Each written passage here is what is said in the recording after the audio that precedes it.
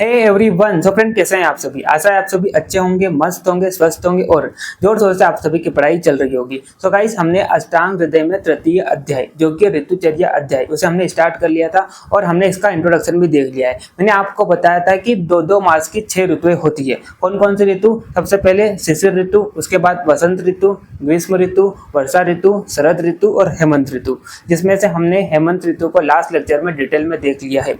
Now आज के इस लेक्चर में हम अगली 2 ऋतु जो कि शिशिर ऋतु और वसंत ऋतु उसे हम कवर करेंगे। ठीक है, तो चलिए टाइम को ज्यादा वेस्ट न करते हुए हम हमारे टॉपिक को आगे बढ़ाते हैं। तो आपके सामने स्क्रीन पर दिखाई दे रही है कौन सी ऋतु है? शिशिर ऋतु। ठीक है, तो अगर मैं शिशिर ऋतु की बात करता हूँ तो शिशिर ऋतु और हेमंत ऋतु जो हमने लास्ट लेक्चर में पढ़ा था वो लगभग सेम ऋतु है ना। मतलब हेमंत ऋतु में जो आपने आहार विहार पढ़ा था वही सेम आहार विहार आपको शिशिर ऋतु में भी फॉलो करना है।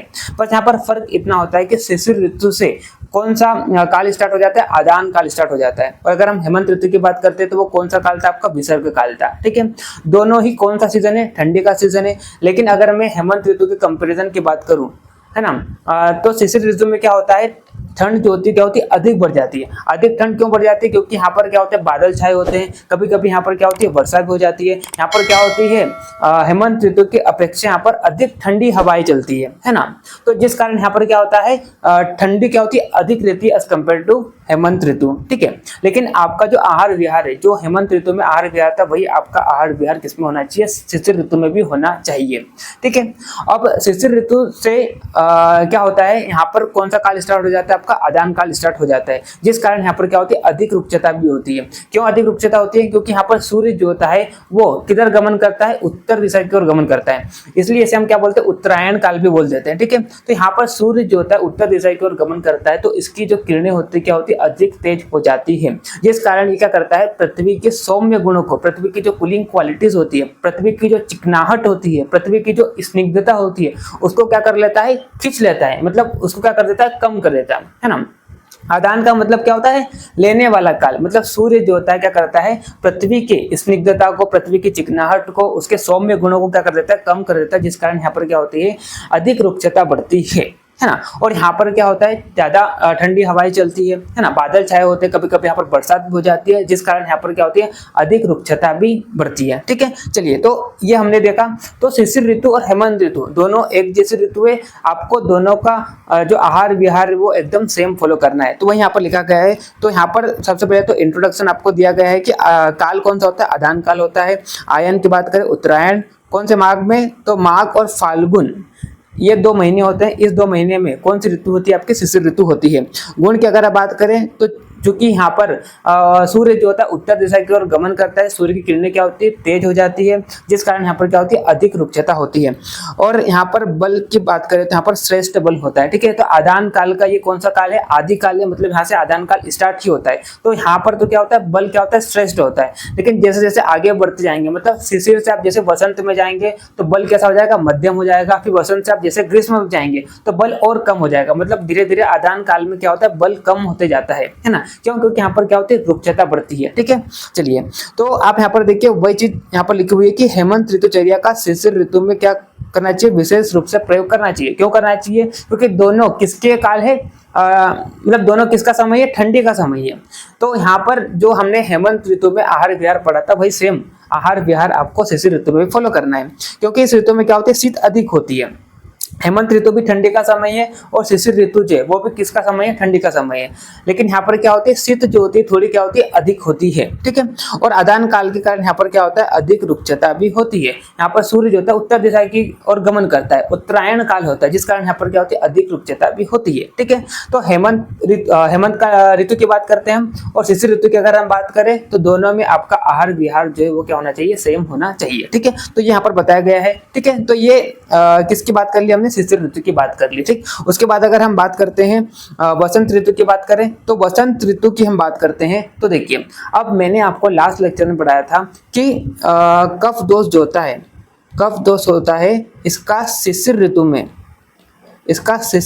क्या होता है? संचय होता है। मतलब शिशिर ऋतु में क्या होता है? अधिक ठंड पड़ने के कारण कफ दोष जो होता है वो क्या होता है? अपने स्थानों पर क्या होता है? इकट्ठा हो जाता है। ठीक है, हेमंत की बात कर लो, हेमंत में भी क्या होता है? कफ दोष जो होता है वो क्या होता है? संचय करता है। मतलब हेमंत और शिशिर दोनों को आप ले सकते हैं यहाँ पर। तो दोनों ऋतुओं में अधिक ठंड पड़ने के कारण कफ जो होता है वो क्या होता है अपने स्थानों पर क्या होता है इकट्ठा हो जाता है। ठीक है, फिर मैंने आपको बताया था कि इसके बाद जो अगली ऋतु आती है जो कि कौन सी ऋतु है, वसंत ऋतु है। तो वसंत ऋतु में क्या होता है, वसंत ऋतु में क्या होता है कि सूर्य की किरणें जो होती है, सूर्य की किरणें क्या होती है तेज हो जाती है ना, सूर्य की किरणें तेज हो जाती है। तो सूर्य की किरणें तेज हो जाने के कारण ये जो संचित दोष था जो कि शिशिर और हेमंत ऋतु में क्या होता है संचय हुआ था, वो क्या होता है धीरे धीरे पिघलने लगता है। मतलब सूर्य की किरणें तेज हो जाने के कारण ये जो संचित कफ था है ना,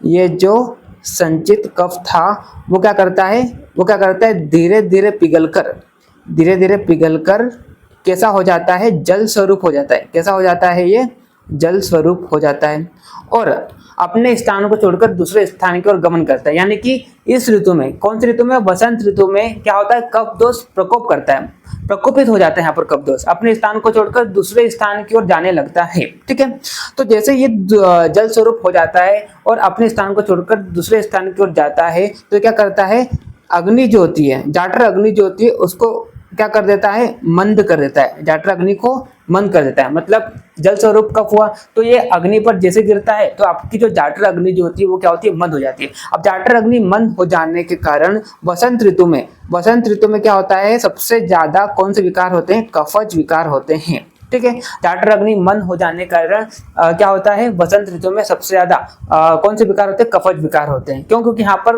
कफ दोष क्या हो गया है, कफ दोष का प्रकोप हो गया है, प्रकोपित कफ दोष हो गया यहाँ पर। ठीक है, तो आपका आहार विहार वसंत ऋतु में ऐसा होना चाहिए कि ये जो प्रकोपित कफ है वो क्या हो जाए, शांत हो जाए। ठीक है, तो हम वसंत ऋतु में ऐसे आहार विहार का वर्णन करेंगे या ऐसे आहार विहार का सेवन करेंगे जो क्या कर देगा, ये जो प्रकोपित कफ है उसको क्या कर देगा, शांत कर देगा। ठीक है, तो चलिए अब हम इसको डिटेल में पढ़ते हैं। मैंने आपको जो बताया वही चीज यहाँ पर लिखी हुई है, उससे पहले यहाँ पर थोड़ा सा इंट्रोडक्शन दिया गया है। ये कौन सा काल होता है, आपका आदान काल होता है जो कि आप जानते भी है। आयन उत्तरायण मतलब सूर्य जो होता है उत्तर दिशा की ओर गमन करता है। मास की बात करें तो चैत और वैशाख माह में कौन सी ऋतु होती है, आपकी वसंत ऋतु होती है। गुण की अगर हम बात करें तो रुक्ष गुण होता है इसका, है ना। क्यों रुक्ष गुण होता है, क्योंकि सूर्य जो होता है वो दक्षिण दिशा की ओर गमन कर रहा है, सूर्य की किरणें जो होती है सॉरी उत्तर दिशा की ओर गमन कर रहा है, और साथ में यहाँ पर सूर्य की किरणें जो होती है वो भी क्या हो जाती है, तेज हो जाती है। वायु जो होती है वो भी क्या होती है, अधिक रुक्ष हो जाती है, जिस कारण यहाँ पर क्या होता है, पृथ्वी के सौम्य गुण जो होते हैं वो क्या होता है, नष्ट हो जाते हैं, जिस कारण यहाँ पर रुक्षता क्या होती है, बढ़ती है। और रुक्षता बढ़ती है तो मनुष्य का बल जो होता है क्या होता है, कम होता है। तो यहाँ पर बल जो होता है धीरे धीरे, मैंने आपको बताया था कि आदान काल में क्या होता है, धीरे धीरे बल क्या होता है, कम होते जाता है। क्यों होते जाता है, क्योंकि यहाँ पर रुक्षता क्या होती है, धीरे धीरे बढ़ रही है। ठीक है, अगर मैं शरीर के लक्षण की बात करूं तो मैंने आपको वही बताया था कि शिशिर ऋतु में जो कफ क्या हुआ था, संचय हुआ था, मतलब जो कफ इकट्ठा हुआ था, है ना, जो कफ क्या होता है, जमा हुआ था। तो वसंत ऋतु आते आते अब चूंकि यहाँ पर क्या होता है, सूर्य की किरणें तेज हो जाती है, जिस कारण ये जो संचित कफ है वो क्या होता है, पिघलकर कैसा हो जाता है, जल स्वरूप हो जाता है। अब पिघलकर जैसे जल स्वरूप होता है तो अपने स्थान को छोड़कर दूसरे स्थान की ओर गमन करता है, यानी कि यहाँ पर कफ दोष क्या हो जाता है, प्रकोप हो जाता है। मतलब कफ दोष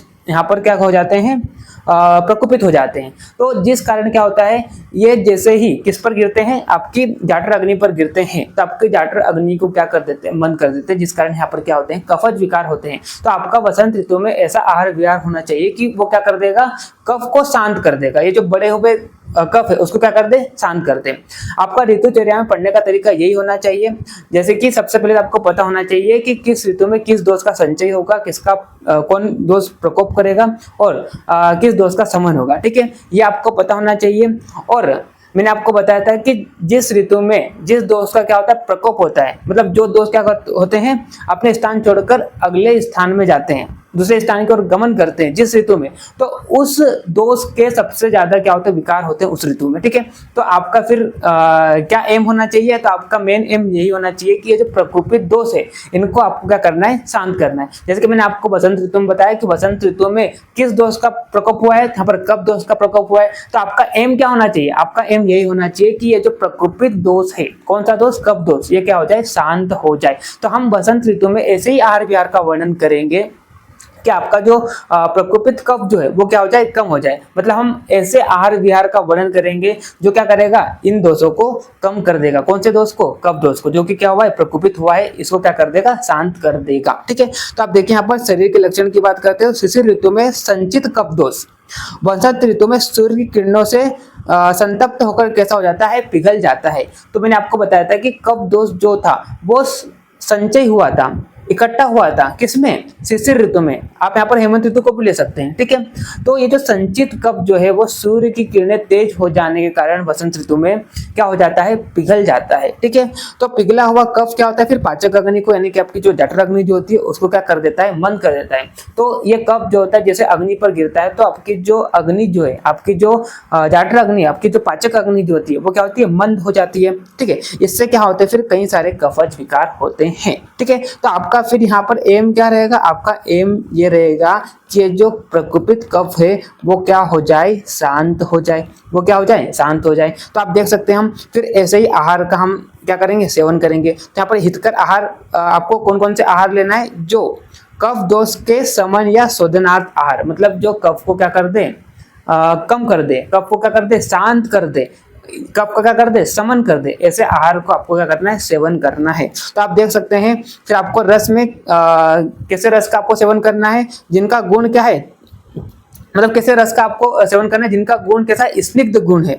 जिसके आप देखिए यहाँ पर, सॉरी स्निग्ध नहीं, कैसा गुण है, रुक्ष गुण है। तो देखिए आप यहाँ पर तिक्त, तीक्ष्ण, कटु और कसाई, तो ये 3 रसों का आपको, इन 3 रसों का क्या करना है, सेवन करना है। क्यों, क्योंकि इनका गुण कैसा होता है, रुक्ष गुण होता है। ठीक है, तो क्या कर देगा, आपका जो प्रकोपित कफ है उसको क्या कर देगा, शांत कर देगा। उसके बाद अगर हम गुण की बात करते हैं तो आपका आहार का जो गुण है वो कैसा होना चाहिए, रुक्ष होना चाहिए, है ना, क्षार होना चाहिए, लघु होना चाहिए, उष्ण होना चाहिए। तो ये क्या कर देंगे, प्रकोपित कफ को शांत कर देंगे। ठीक है, जैसे कि यहाँ पर बताया भी गया है कि आप भोजन में पुराने जौ का सेवन कर सकते हैं, गेहूं की रोटी आदि जो भी पदार्थ है, गेहूं के पदार्थ आपको क्या करना है, उनके सेवन करना है। क्यों, क्योंकि गेहूं और पुराने जौ की अगर हम बात करते हैं तो इनका जो गुण होता है वो कैसा गुण होता है, रुक्ष गुण होता है। इनका गुण कैसा होता है, स्वभाव से कैसे होते हैं, रुक्ष होते हैं। तो अगर आप इनका क्या करेंगे, वसंत ऋतु में सेवन करेंगे तो ये क्या कर देगा, प्रकोपित कफ को शांत कर देगा। उसके बाद आपको क्या करना है, मधु का सेवन करना है, यानी कि आपको हनी जो होता है, शहद होता है, उसका आपको सेवन करना है।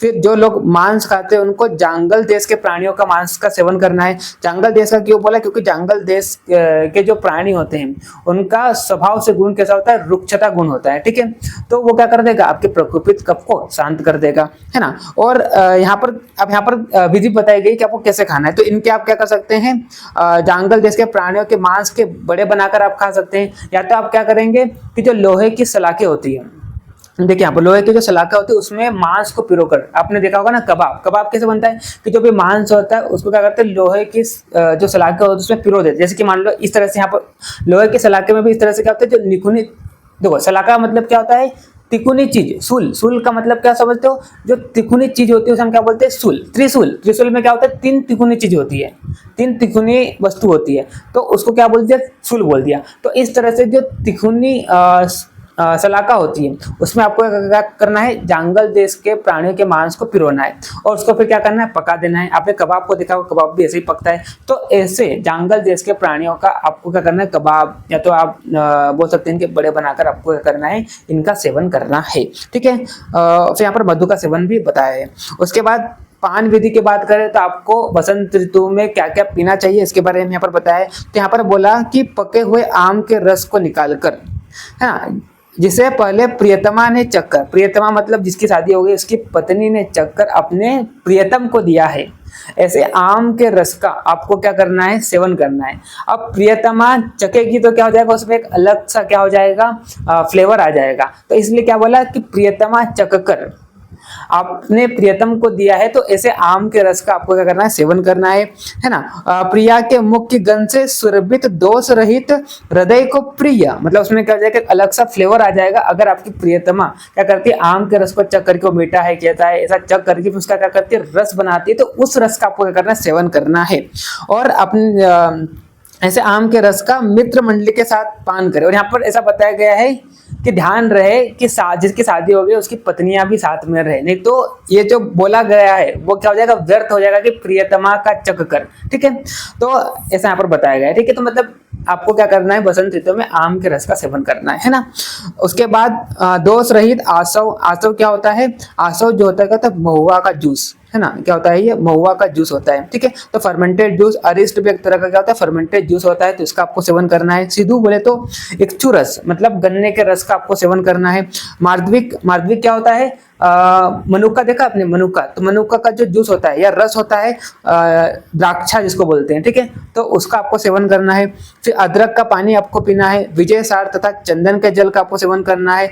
मधु मिश्रित जल यानी कि हनी से मिला हुआ जल का आपको क्या करना है, सेवन करना है। नागर मोदा का क्वाथित जल को आपको क्या करना है, मित्रों के साथ बैठकर इनका सेवन करना है। ठीक है, तो ये सब हितकर पता है। उसके बाद अगर हम बात करें विहार की, तो अभी तक हमने क्या देखा, अभी तक हमने आहार को देखा कि आपका वसंत ऋतु में कैसा आहार होना चाहिए। तो हमने ऐसे आहार का सेवन किया जिसने क्या किया है, प्रकोपित कफ को शांत किया है। ठीक है, उसके बाद अगर हम विहार की बात करें तो कफ दोष को शीघ्र निकालने के उपाय आपको करना चाहिए। जैसे कि बात करते हैं, आपको तीक्ष्ण वमन कराना चाहिए, क्योंकि वमन कराने से क्या होगा, आपका जो दोष बढ़ा हुआ है वो क्या हो जाएगा, बॉडी से बाहर हो जाएगा।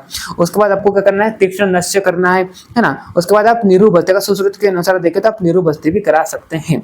उसके बाद आपको क्या करना है, डेली व्यायाम करना है, क्योंकि व्यायाम क्या करता है, कफ को सही कर देता है। ठीक है, आपके कफ को कम कर देता है बड़े हुए।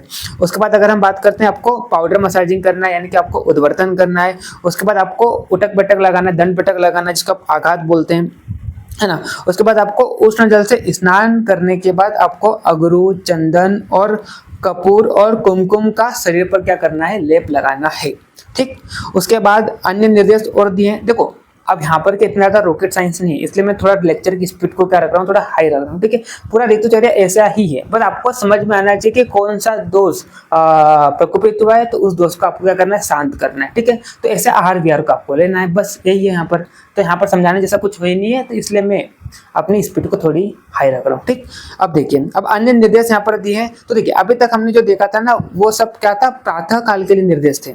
ये सब क्या थे, प्रातः काल के, मतलब आपको सुबह उठने के बाद आपको सुबह सुबह क्या क्या करना चाहिए, ये हमने देखा। अब यहाँ पर अन्य निर्देश में यहाँ पर मध्य काल का बताया, किसका बताया आपको, मध्य काल का बताया। तो यहाँ पर इन्होंने क्या बोला कि जो घने वृक्ष दक्षिण दिशा की वायु से शीतल तथा सुगंधित हो, जहाँ चारों ओर क्या हो, जल प्रवाह हो, जहाँ सूर्य का प्रकाश थोड़ा पड़ रहा हो, जहाँ हीरे मरकत आदि के फर्श बने हो, जहाँ कोयल क्या कर रही हो, चहचहा रही हो, सहवास करने स्थानों पर सुगंधित फूलों वाले वृक्ष हो, ऐसे वनों में आपको सुख चाहने वाले पुरुष मित्र मंडली के साथ कथाओं का श्रवण करते हुए आपको मध्यकाल बिताना चाहिए। तो यहाँ पर ऐसा बोला गया है कि बसंत ऋतु में दोपहर के समय आपको वनों में या उद्यानों में समय बिताना है, कुछ समय के लिए, है ना। और वन कैसा होना चाहिए, जहाँ पर कोयल चलचा रही हो, आसपास जल प्रवाह हो रहा हो, है ना।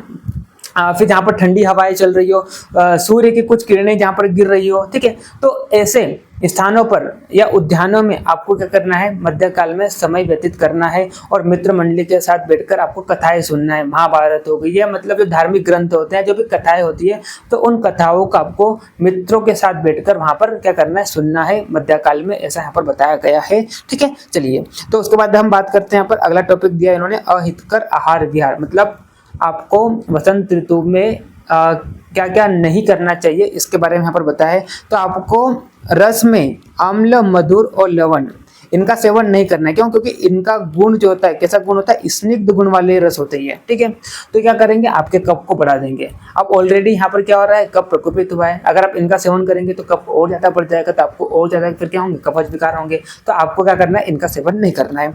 उसके बाद आहार की बात करें तो आहार में स्निग्ध और गुरु गुण वाले आहार का आपको सेवन नहीं करना है। क्यों? क्योंकि ये क्या करेगा, आपके कफ को और ज्यादा बढ़ा देगा। ठीक है, उसके बाद अगर हम अहितकर विहार की बात करें तो आपको दिन में सोना नहीं है, दिवा शयन आपको नहीं करना है। क्यों? क्योंकि दिवा शयन करने से क्या होता है, कफ बढ़ता है। कफ बढ़ेगा, ऑलरेडी वसंत ऋतु में कफ बढ़ रहा है, तो यहाँ पर फिर क्या होंगे, और ज्यादा आपको कफज विकार होंगे। तो आपको वसंत ऋतु में दिवा शयन नहीं करना है। ठीक है, दिवा शयन से आपको निषेध बताया है। ठीक है, चलिए, तो ये कुछ आहार और विहार थे जो मैंने आपको वसंत ऋतु के बता दिए हैं। और शिशिर ऋतु में आपको क्या करना है कि जो हमने हेमंत ऋतुचर्या में आहार विहार का वर्णन किया था, वही आहार विहार का आपको सेवन किसमें करना है, आपको शिशिर ऋतु में भी करना है। ठीक है, तो आई होप आपको सारी चीजें समझ में आ गई होगी। एकदम आसान लेक्चर है। ठीक है, यहाँ पर बस आपको इतना पता होना चाहिए कि कौन सा दोष प्रकोपित हो रहा है तो उसको आपको कैसे शांत करना है। ठीक है, तो उसके विपरीत आपको आहार विहार लेना है, जो भी दोष क्या हुआ है, प्रकोपित हुआ है। ठीक है, ताकि वो दोष क्या हो जाए, शांत हो जाए। ठीक, चलिए, तो आई होप आपको सारी चीजें समझ में आ गई होगी। मिलते हैं नेक्स्ट लेक्चर में, तब तक के लिए okay bye, see you again.